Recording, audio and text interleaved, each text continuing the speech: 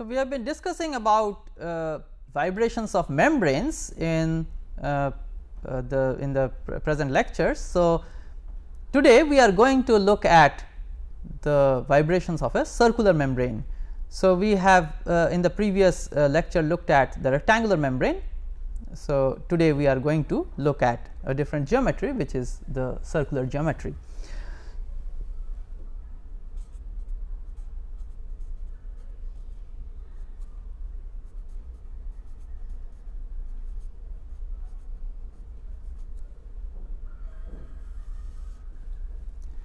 So, consider this as a circular membrane.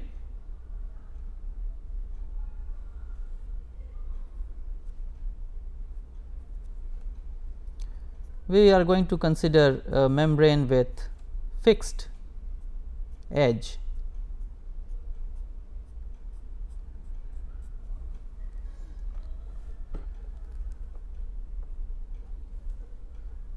So, the radius of the membrane, let it be small a, any point on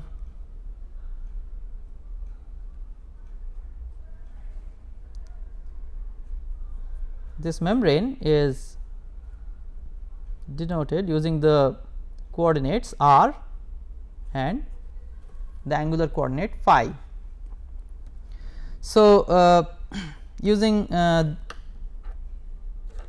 this and our field variable, which is the displacement of the membrane from its equilibrium position measured at a coordinate location r comma phi at time t. So, this is the transverse displacement of a point at r phi at time t. So, the equation of motion, so if mu is the areal density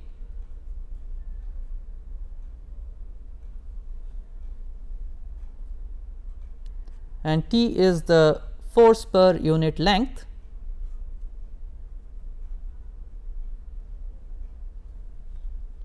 so in the polar coordinates, so the Laplacian operator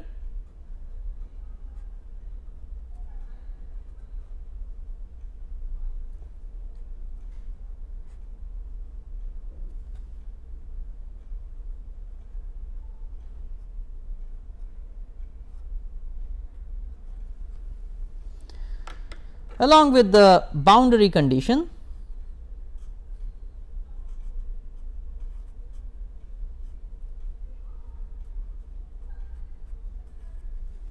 So, the displacement on the boundary is 0. So, we will be looking at the modal solutions of this of the circular membrane. So, we are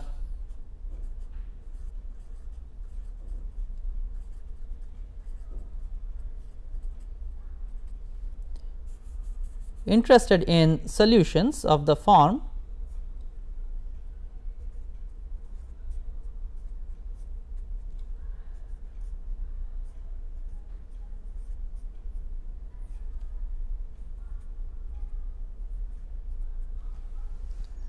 of this structure. So, if I substitute this solution in the equation of motion and in the boundary condition, and I do a rearrangement by removing this exponential I omega t,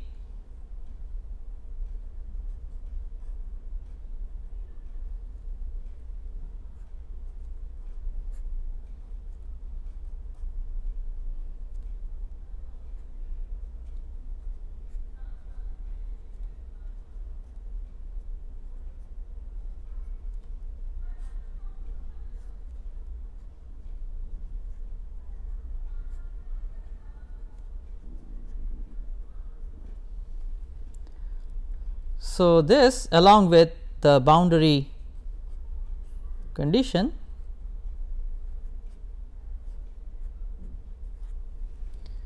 So, then this defines our eigenvalue problem.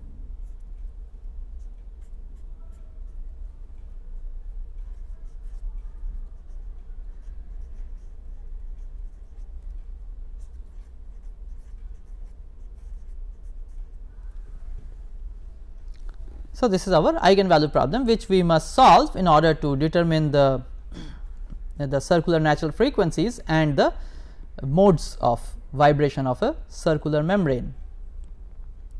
So, we search for separable solutions. Once again, as we did for the rectangular membrane, we look for solutions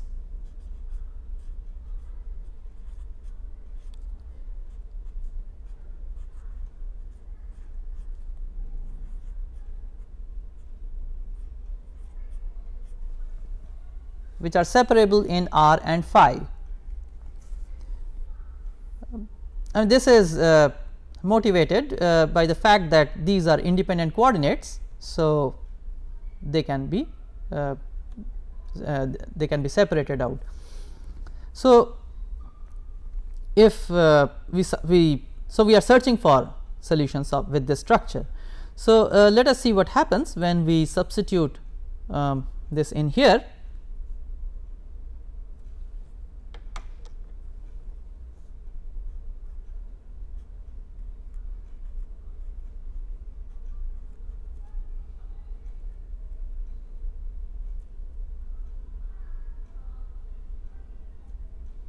So, let me indicate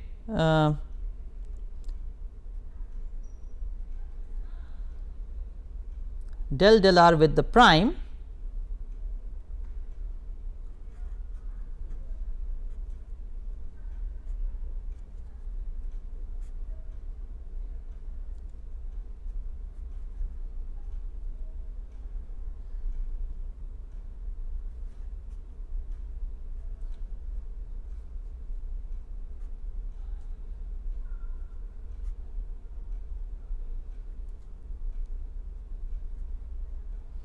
and derivative with respect to phi with dots.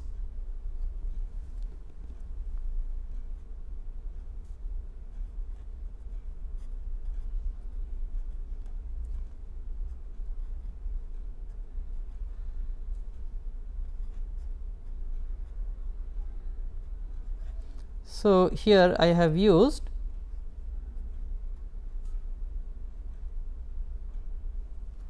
del r by prime and dot indicates del phi.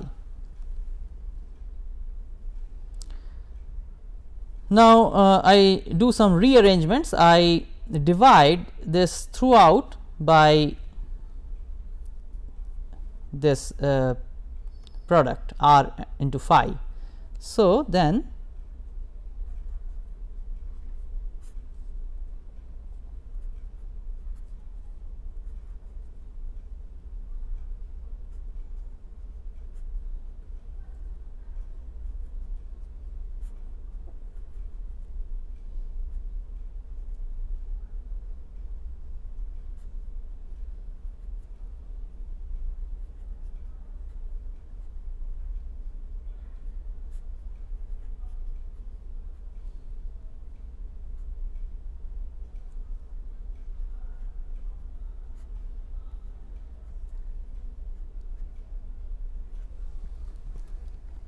now, you see that this capital R is only a function of the coordinate r, while phi is only a function of the coordinate phi.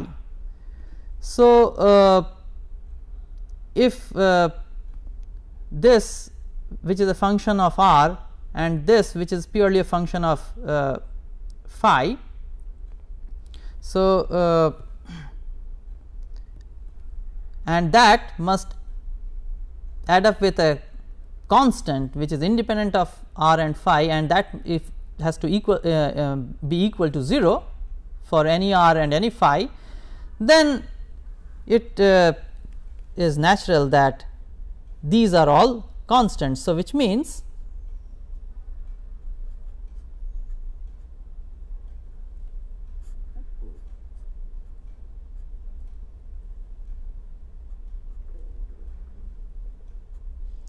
I will write it as minus of nu square for reasons that will be clear later. Since I want, you see that this is going to give me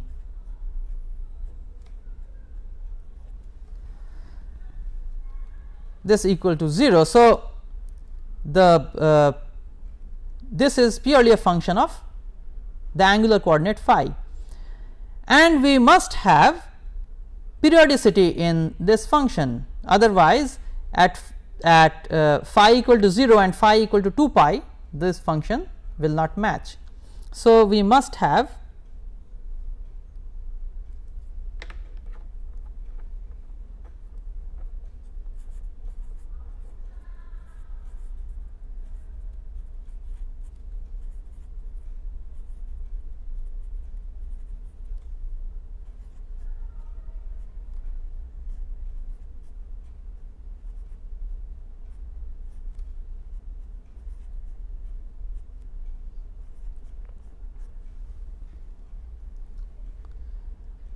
now that can be ensured when phi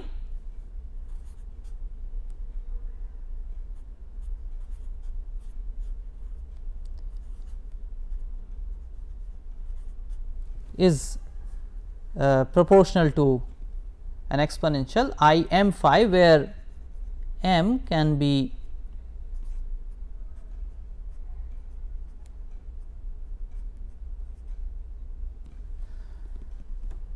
zero, plus or minus 1, plus or minus 2, etc. So, we must have essentially what this means is we must have solutions in terms of cos m phi and sin m phi. So, that can be written in this complex form. Now, this solution is possible only if I choose this constant to be minus of nu square, and nu cannot be now arbitrary. We know that nu has to be an integer, so that this periodicity condition is satisfied. Now, if you have this as minus m square, so I can write, so this equation then becomes, can be written as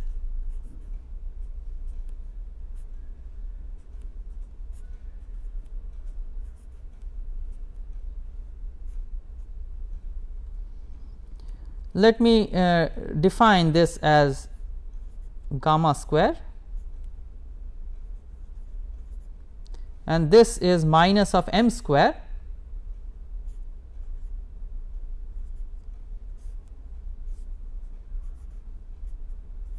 so that must be 0, where gamma is omega over c. So, this is the equation governing our radial function. So, this equation was for the angular function phi. So, this is for the radial function r. So, for the angular function we must have solution like this. So, our solution till now what we have is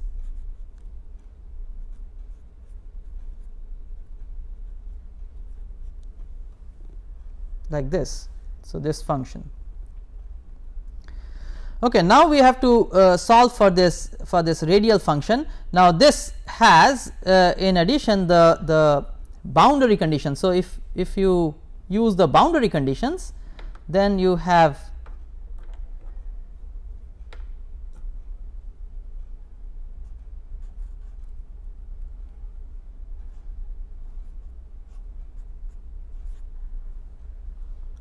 r at the periphery of the membrane at r equal to a must be equal to 0. So, this equation has to be solved with this as the boundary condition. Now, this is a second order ordinary differential equation, but we have only one boundary condition.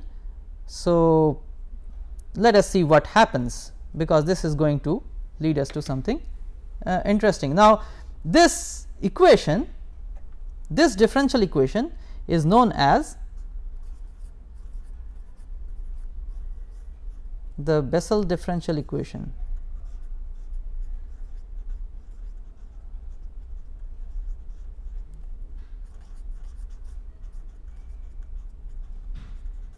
And we have come across this differential equation when we discussed the hanging string. If you recall, there also we had the Bessel differential equation, except that this term was 0. So, let us see, then we can draw an analogy from the hanging string, and you can understand why only this one boundary condition will suffice. The other condition comes from the finiteness of the solution. So, let us see what is the solution of the Bessel differential equation. So, the solution of the Bessel differential equation. So, this is a very standard differential equation in mathematics, and the solution can be written as some constant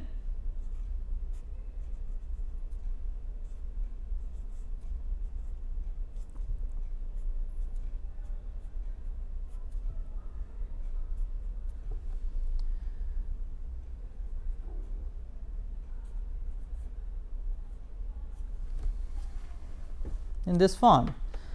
Here, so this is called the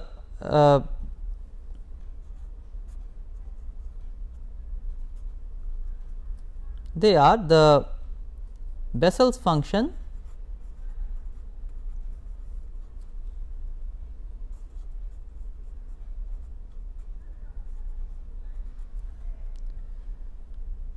of first and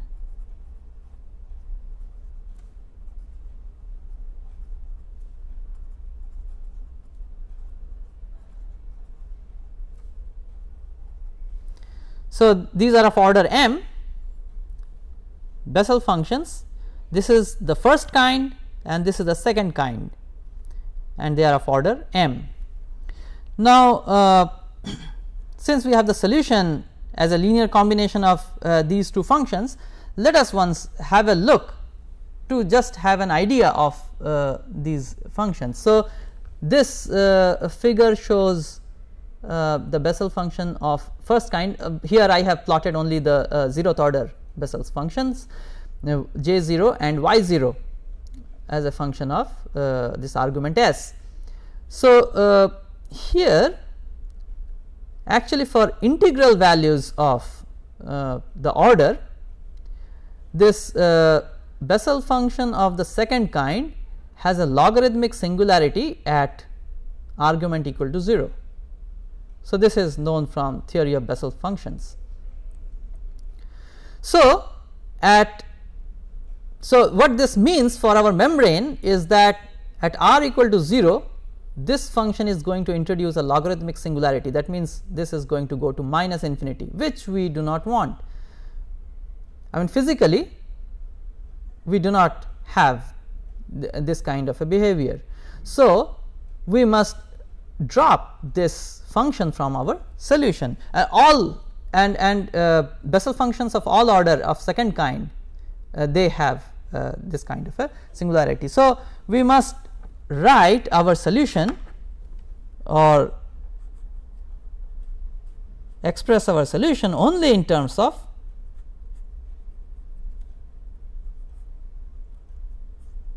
the Bessel function of the first kind.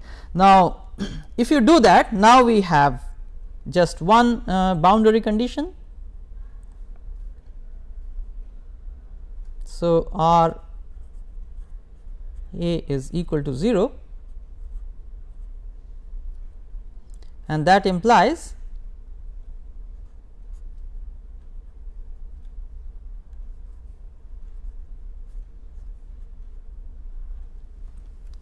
so we must so A is the radius of the membrane. So, we must choose gamma.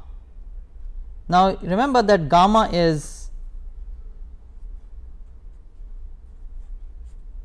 omega over c. So, we must choose these gammas so that this condition is satisfied. Now, let us look once again at the Bessel function of the first kind. Let us say with m equal to 0. So, 0th order. So, this function goes to 0 at these points. So, in this figure there are only 3 visible, but then this function has infinitely many roots. So, this goes on and on. So, the first 3 values of gamma times A, which are now indexed with m and the root number. So, this takes a number 1, this is the second root, this is the third root. So, 1 is 2.405. So, this is approximately that 2.405, this is 5.52, and the third root is 8.654. So, the first 3 solutions of this condition therefore are obtained here. So, therefore, our frequencies also now get indexed.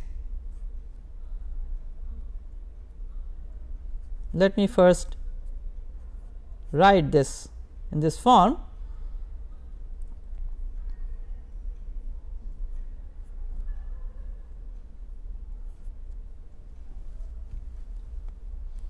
So,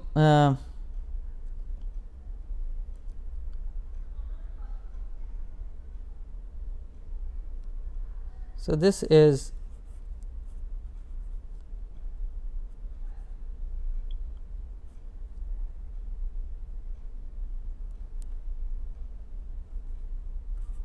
gamma mn times c. Now, gamma mn, let us say omega 0 1, as we have seen, is 2.405 over A times C. So, that is the circular eigen frequency corresponding to the mode 0 1, and in this way you can determine the higher modes. So, here I have listed out the some of the higher modes as well. So, these are with m equal to 0, these 3 what we have seen, and this is with m equal to 1. So, 1 the first root with 1 the second root, etc., and therefore, the circular eigen frequency or natural frequency of the circular membrane is given in this form. So, let us once again have a look therefore. So, our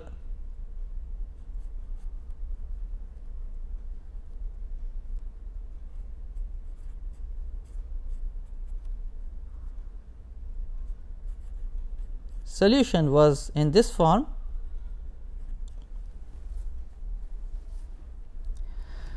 Now, when m equal to 0, so when m is equal to 0, we have what are known as the axisymmetric modes.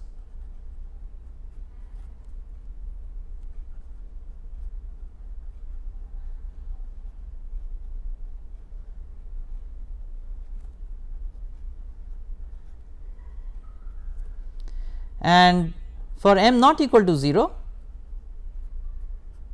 we have the unsymmetric modes.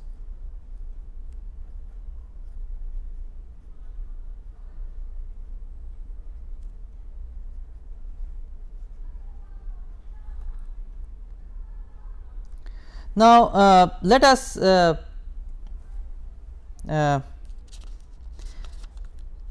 look at and so finding these roots of the Bessel function. So, this is essentially finding roots of the Bessel functions of the first kind.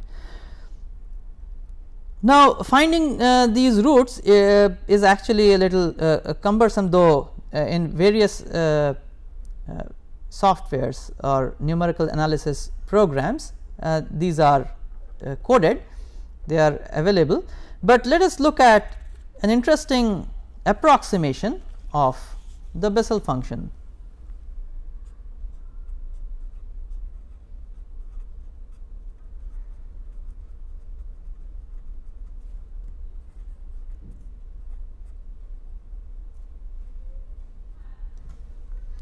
So, you can write this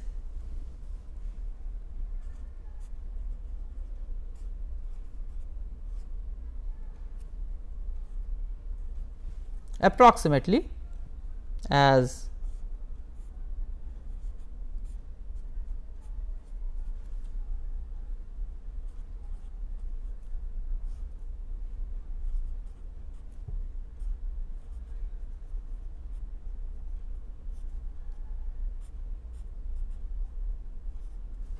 when x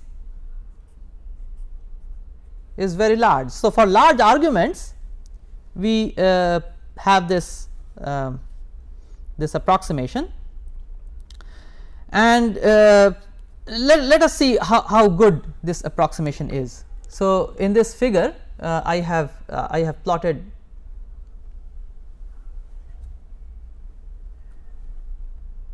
out the Bessel function here for of the first kind of order 0, of order 1 and order 2. So, this dashed line is actually the exact Bessel function, and this solid line is the approximation. So, you can see here, for example, the solid line and the dashed line are almost indistinguishable except for this, but we are interested in this approximation only to find out the roots of the Bessel function. So, you see we expect, for example, for J0 the approximation to work very nicely, even starting from the first root, whereas for J1 there is slight error in the first root, but then from the second and the third and the fourth, etc., these are very good. Now, for J2 this approximation is not so good for the first root. Well, there is some error in the second root, third root is close, and from the fourth root it is quite good.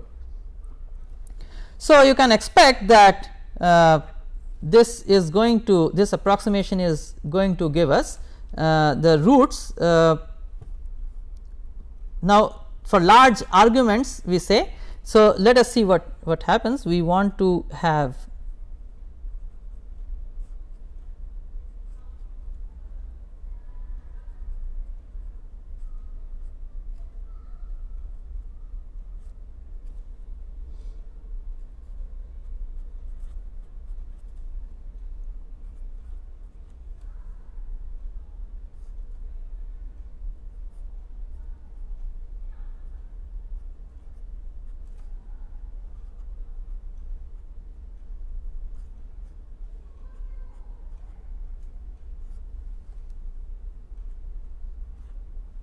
so this must be 0.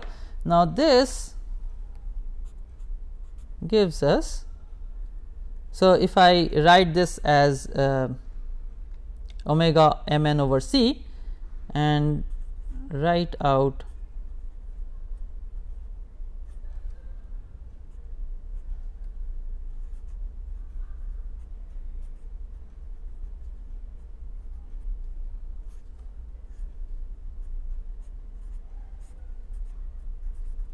so this is an approximation. Let me put a tilde to denote that this is an approximation.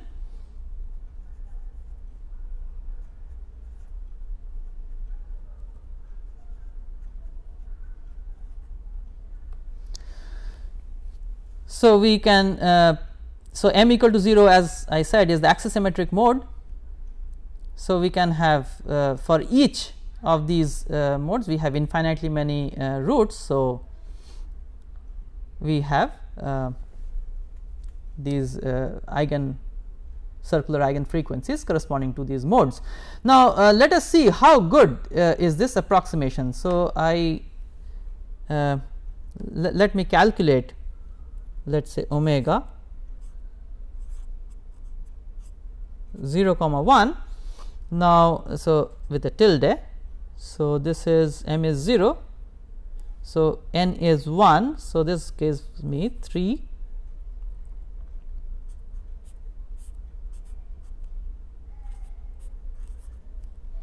and this turns out to be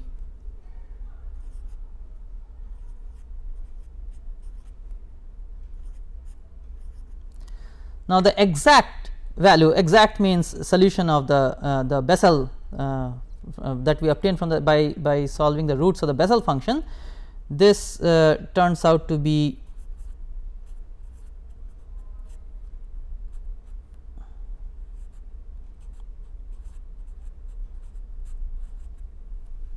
2.405 C over A. So, you can see they are quite close. So, let me just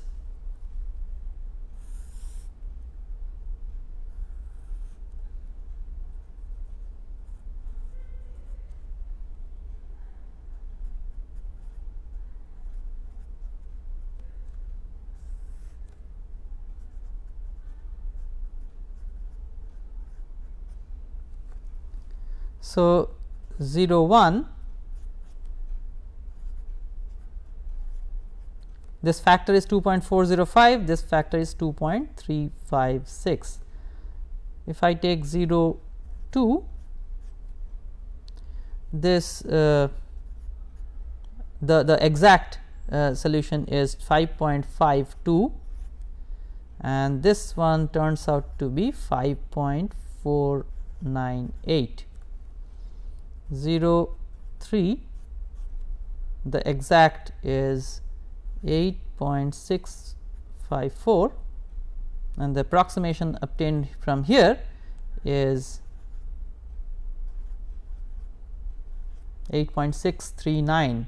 So, you can see progressively you are approaching the exact solution. Similarly, if I have 1 1, the exact solution 3.832 and the approximation obtained from here is 3.927.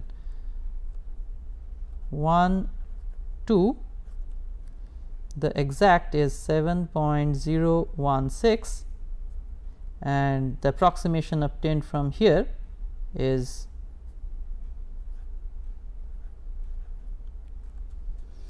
so like this you can you see that as you go to higher modes, in each case you are approaching the exact solution. So, that is the argument for the large value of the argument. Now, if you go for m equal to let us say 2, then initial this approximation will be in some error, but as you go to higher values of n, therefore, you will have better approximation. So, that will tend to the exact one. So, now let us so this is the calculation for the eigen frequencies. Let us look at the eigen functions.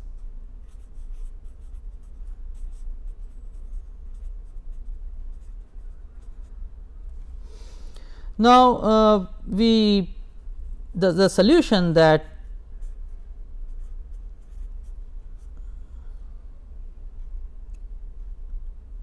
we have is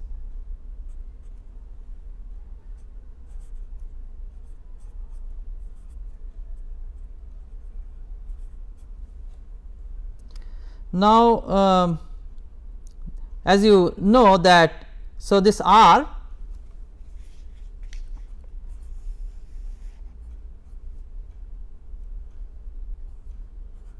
is proportional to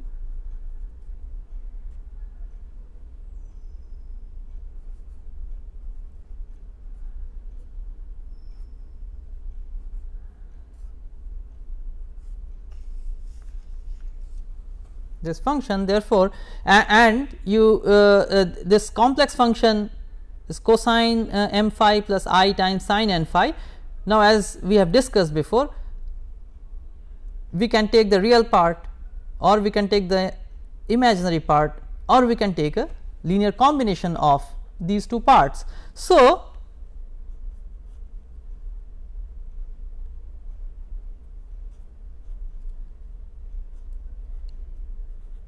we can write the eigenfunctions as a linear combination of the cosine and the sine. Now, this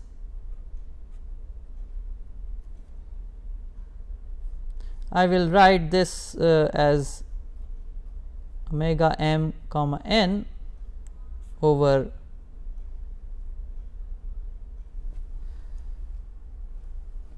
so C into R. So, that multiplied by, so here I can have a linear combination where the indices also get indexed.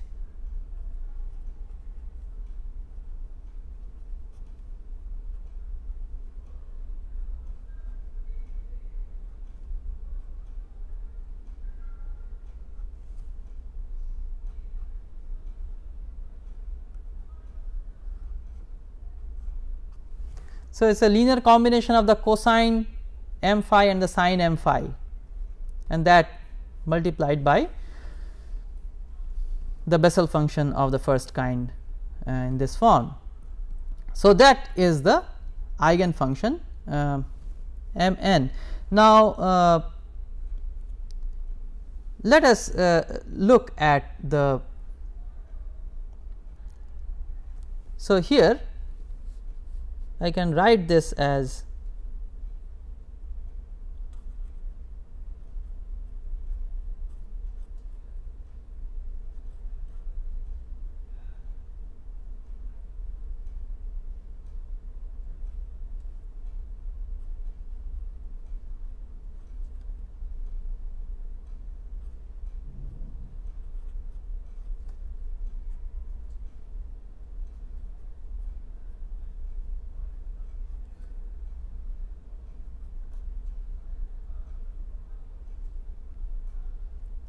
so I am introducing another notation.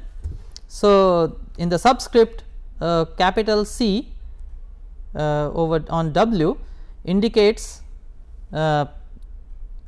this Bessel function multiplied by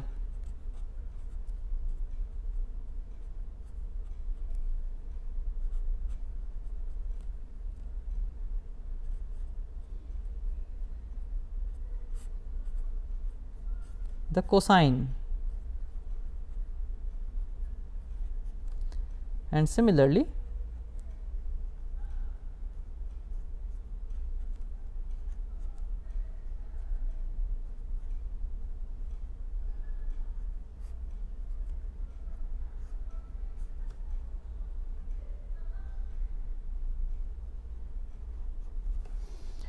so I am introducing this notation with a subscript C or S to indicate this cosine or the sine. Now, so these are also functions of R and phi, and you know that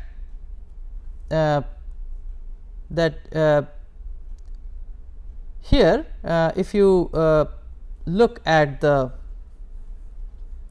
orthogonality,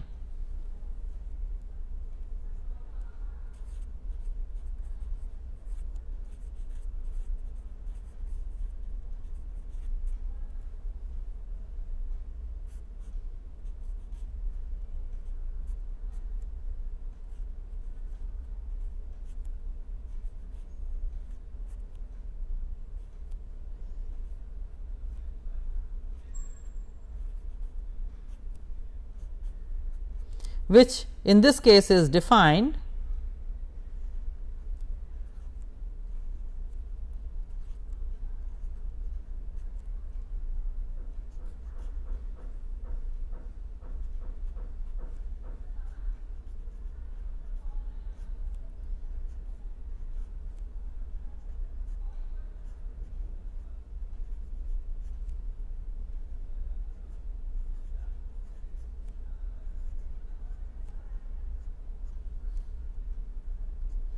So, using the property of the Bessel functions, you can write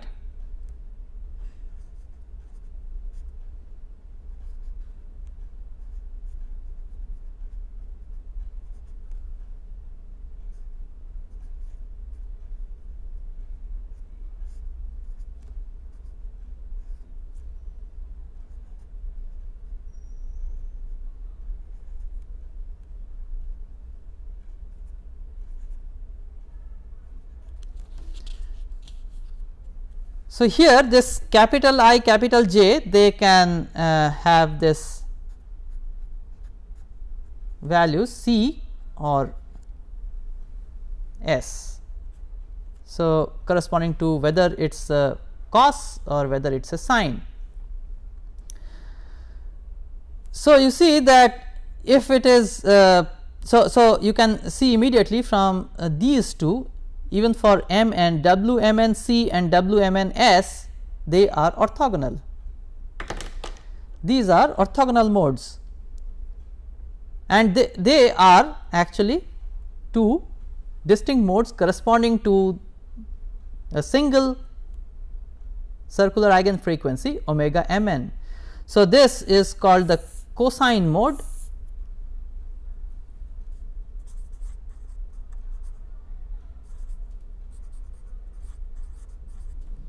and this is known as the sine mode. And so, we have two orthogonal modes corresponding to a single eigenfrequency omega m comma n. So, and this happens only when m is not equal to 0, as you can very easily see. If m is equal to 0, then you have only this mode, you do not have this sine mode. So, for m not equal to 0, you have modal degeneracy.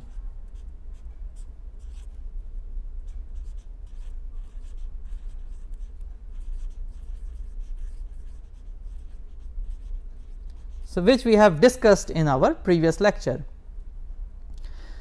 So, in the case of circular membrane, all unsymmetric modes. So, this m not equal to 0 are the unsymmetric modes. So, all unsymmetric modes are modally degenerate. Now, let us see what how the modes look like. So, in this figure I have plotted out some of these modes. So, these two are the symmetric modes, m equal to 0, and this is the first corresponding to the first root. So, n equal to 1 and this is n equal to 2. So, as n increases, you have these nodal circles. So, this is a nodal circle, and these are axisymmetric modes, as you can see. So, n equal to 2 has one nodal circle, n equal to 3 will have two nodal circles. Now, as you increase m, you generate a nodal line or nodal diameter, as you can see here. So, n equal to 1, you do not have any nodal circle, whereas n equal to 2, you have one nodal circle, and for m equal to 1, you have this nodal diameter. Now, you see we have for m not equal to 0, which means, say for example, m equal to 1. So, these two modes, they are degenerate modes. So, corresponding to omega 1 1, there are two eigenfunctions. So, how are these two eigenfunctions, how do these two eigenfunctions look like? So, one is the cosine, the other is the sine, that is the only difference. So, that sets the orientation of this nodal diameter, because so when it is the cosine mode, so when m equals 1 and it is the cosine mode, so it is 0 at phi equal to pi by 2. So, this is suppose pi by 2, then the sine mode will be at phi equal to 0. So, which means the nodal diameter just gets rotated 90 degree. So, that would be the sine mode. So, why do we have degeneracy? Now, it is very clear from this figure what we had discussed for the rectangular membrane. We had discussed about the isotropy in the modal space, but now we can see this isotropy also in the physical space. You see, the reference line from where phi is measured, that is arbitrary. So, you can put that reference line here, then this is the cosine mode, or if you take this as the reference line, then this becomes a sine mode. So, since there is arbitrariness, there is isotropy in the rotational direction of the circular membrane. So, we have modal degeneracy.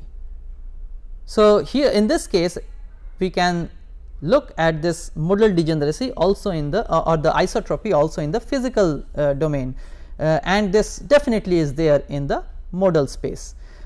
So, in order so to understand this modal degeneracy, we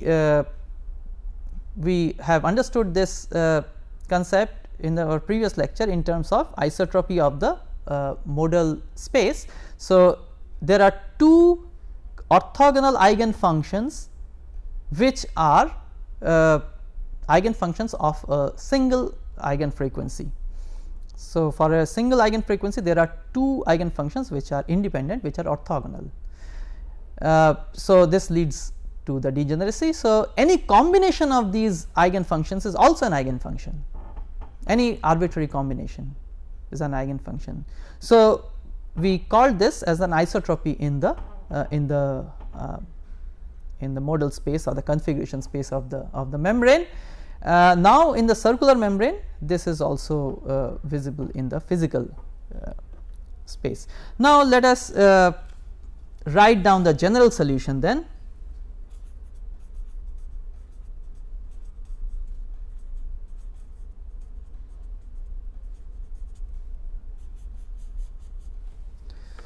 So, the general solution of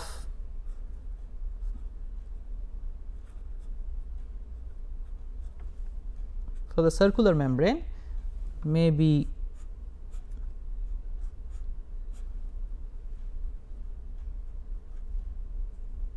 written like this. So, here we note that m starts from 0, which indicates the axisymmetric modes, and there are these constants .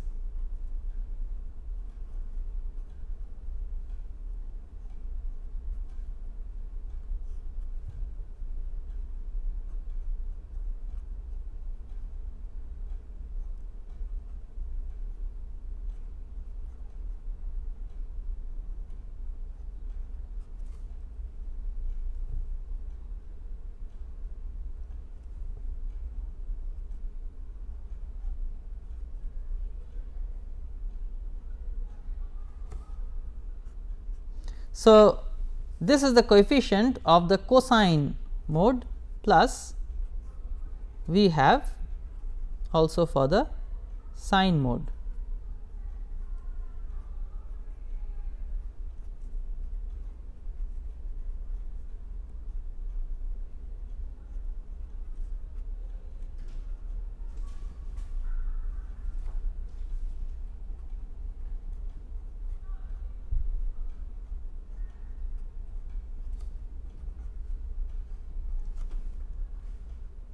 So, that is the general solution. Here these coefficients, the constants, they are to be determined from the initial conditions.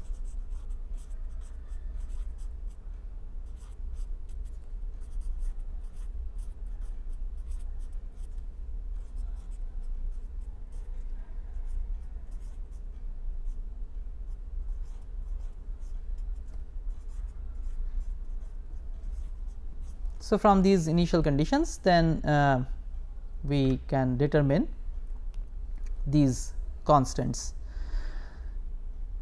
using the orthogonality property of the eigenfunctions.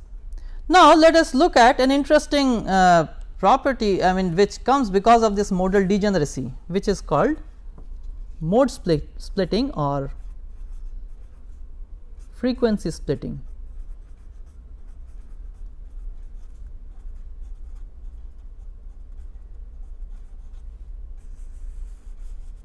So, if you consider a circular membrane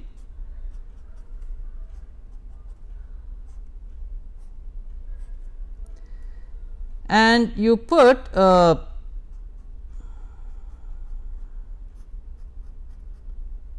external interaction, in this case I have put a spring.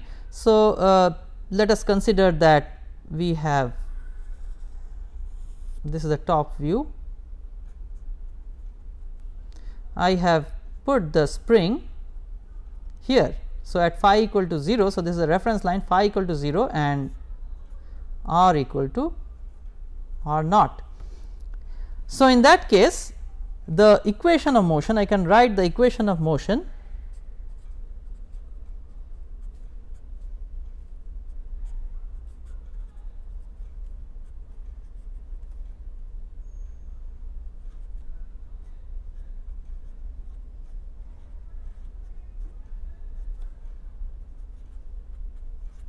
So, here additionally I have this stiffness at r equal to r naught and phi equal to 0. Now, to understand what happens in this case, let us just look at a single mode expansion.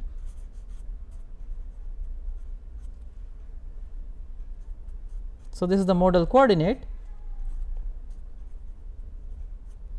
this is the eigenfunction, the cosine one,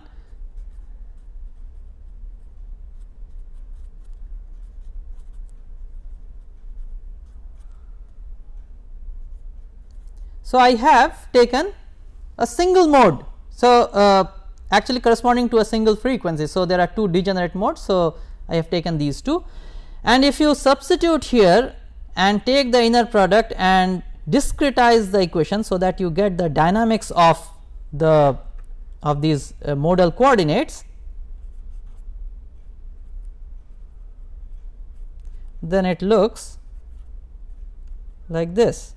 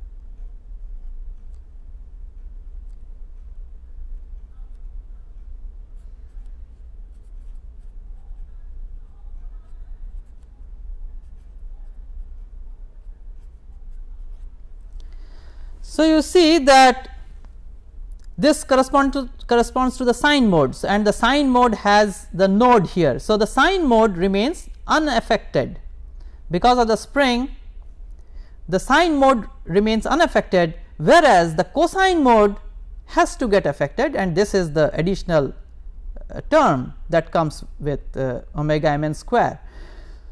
So, which means that the frequency of these two modes now get separated.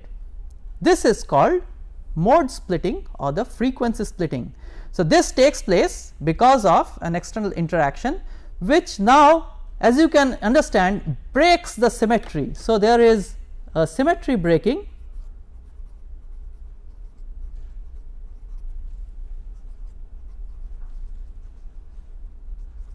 as you can understand, and I told you that A normal circular membrane has a geometric symmetry, but that is now broken because of this external interaction, and that immediately what it does is it splits this frequency. So, there is no modal degeneracy now for corresponding to omega m n.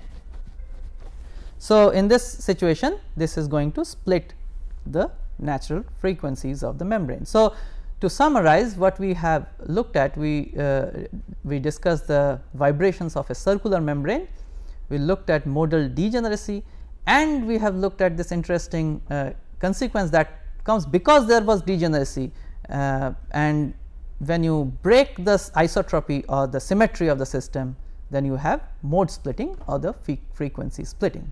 So, with that I conclude this lecture.